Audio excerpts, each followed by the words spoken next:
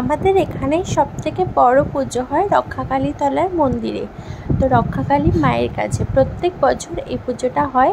আমি তো সকাল সকাল ঘুম থেকে উঠে ফ্রেশ হয়ে চান টান করে ঠাকুরের কাছে পুজো দিতে চলে এসেছি। আর এসে আমি পুজোও দিয়ে দিয়েছি। আর এখানে কিন্তু ভেতরে ক্যামেরা অ্যালাউ নেই, তাই জন্য আমি তোমাদের কাছে দেখাতে পারিনি। এখানে ভেতরে একটা বেদির মতো আছে, সেই বেদিতেই সবাই পুজো করে।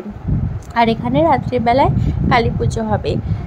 তো এখানের মা কিন্তু খুবই জাগ্রত, মানে মন ভরে যদি তুমি কিছু ঠাকুরের কাছে প্রার্থনা করো তো সেটা তোমার পূরণ হয়, সেটাই সবাই বিশ্বাস করে। আর অনেক দূর দূর থেকে এখানে মানুষ আসে পুজো দিতে। অনেক ভালো লাগে। আজকে সারা রাত ধরে এখানে কালী পুজো হবে আর মেলা বসে, পুরো জাঁকজমক, অনেক ভালো লাগে। তো আমি তো এসে সকাল সকাল এখানে পুজো দিয়ে নিয়েছি। তো আমার তো পুজো দেওয়া হয়ে গেছে। আর দেখো এখানে সবাই দণ্ডি কাটে, কারণ এখানের মা এতটাই জাগ্রত, তার জন্য সবাই দণ্ডি কাটে। আর এখানে যে পুকুরটা আছে পাশে, তো এখান থেকে সবাই ঘটি করে জল নিয়ে ওই বেদির মধ্যে দেয়, পুজো দেয়। অনেক ভালো লাগে, অনেক।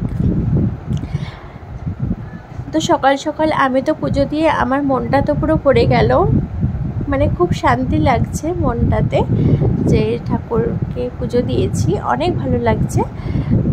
তো দেখো আমার পুজো দেওয়া হয়ে গেছে। আবার আমি সন্ধ্যেবেলা আসবো আমার বন্ধুদের সাথে, তখনও অনেক মজা হবে। এখানে এত বড় মেলা বসে, চারপাশ থেকে রাস্তায় মেলা বসে, আর এত লোকের সমাগম, মানে এখানে আসলে কখন সময় কেটে যাবে তুমি বুঝতেই পারবে না। তো তার জন্য আমার বিয়ের পরে 2 বছর হলো, মানে আগের বছরও আমি এসেছিলাম, পুজো দিয়েছি, এই বছরও আমি এসেছি, পুজো দিলাম মায়ের কাছে। আর তার আগের বছর করোনার জন্য হয়নি। তো দেখো আমি তো পুজো টুজো দিয়ে চলে এসেছি। আর আসার পথে গরম গরম কচুরি খেয়ে আসলাম, অনেক ভালো লাগলো। আজকে সকালটা আমার খুবই ভালো গেল, আর তোমাদের সাথে শেয়ার করেও খুব ভালো লাগছে। কিন্তু ভেতরে কোনো কিছু ক্যামেরা অ্যালাউ নেই বলে করতে পারলাম না। তো চলো আমি এখন বেরাবো। তো দেখো আমি বাড়িতে চলে এসেছি, এখন ফ্রেশ হয়ে নেব।